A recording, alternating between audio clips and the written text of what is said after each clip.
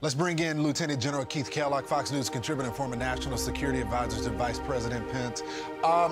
You know, General, what is your reaction to that breaking news? Is this so predictable of the Russians to say that Ukraine attacked them, not providing any evidence? Has the international community even asked them for evidence of this?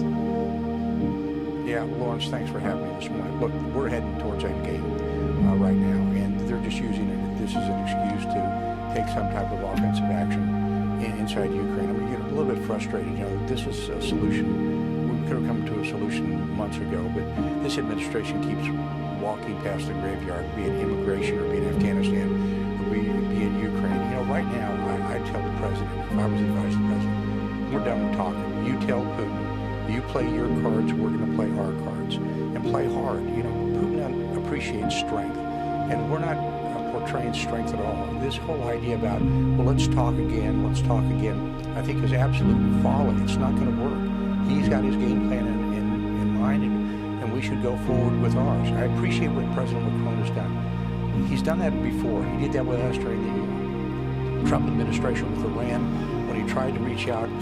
You reach a point where you just have to stop talking and let actions take over. And that's what we need to do. This game has started. So, General, what is the sanction that the Russians most fear? What if you were advising President Biden right now and you said, do this right now, issue this sanction, and this will cause them to back down from this imminent war? Yeah, Rachel, he's not going to back down. I mean, one thing about Putin, he doesn't bluff. He's going to go forward, and I think we just should stop talking. I think the worst thing we're doing now is continuing to talk. Just stay silent on the net and say, this is what we're going to do, and go forward. Here's a concern I've got, Rachel, on sanctions. They have historically not worked well at all, and they take a long time to bite. Here's what really should be done. He should go back to NATO. And here's the frustration I've had with NATO. And he tells all of the NATO allies, look, in 2014, during the Wales Declaration, you said all of you were going to put 2% of your GDP into defense, which 20% was modernization. Only 1/3 of NATO is doing that. And the biggest laggards, Germany. Yeah. And yet Germany's taking 1/3 of their energy comes out of Russia. That's right. I'd also tell all of the Europeans, stop depending on Russian energy. Cut it off. That's what you should be doing. The same about bank sanctions and other sanctions, historically they just don't work. Right, but that's the sanction we were talking about. Very forceful. But that was the sanction I was hoping that you would talk about, is Nord Stream 2, is getting the Germans on board with energy, not being so dependent on Russian energy. Why aren't we pushing the Germans in that direction? Why have we left this up until the final moment? And why is Russia allowed, I mean, can we even stop Nord Stream 2? Well, you know, Rachel, you hit it. This is something we should have been doing earlier. But you look at all of Europe and you say, stop depending on Russian energy. And 1/3, as I said, 1/3 of the energy in Europe comes out of Russia. Just stop it. And you put, those are the pressures you put on. And then you build up NATO to a strength level that they've never seen. Look, I've said repeatedly, Russia's sort of like Belgium with nuclear weapons. They're not a very strong economy. You should press back on their economy. Understanding they do have a lot of nuclear weapons, but we should push back on them really hard, and we're not doing that. And then we say, well, let's go talk again. Talk's not going to do anything. Putin's not going to listen, and Putin only respects strength. And I don't think we're showing a lot of strength right now.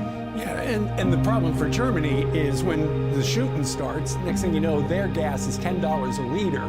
And, you know, the people in Germany are yelling at their leaders, and it's a vicious cycle. Before you go, General, because we know you're busy today, we've been reporting this morning, the Washington Post had it as well.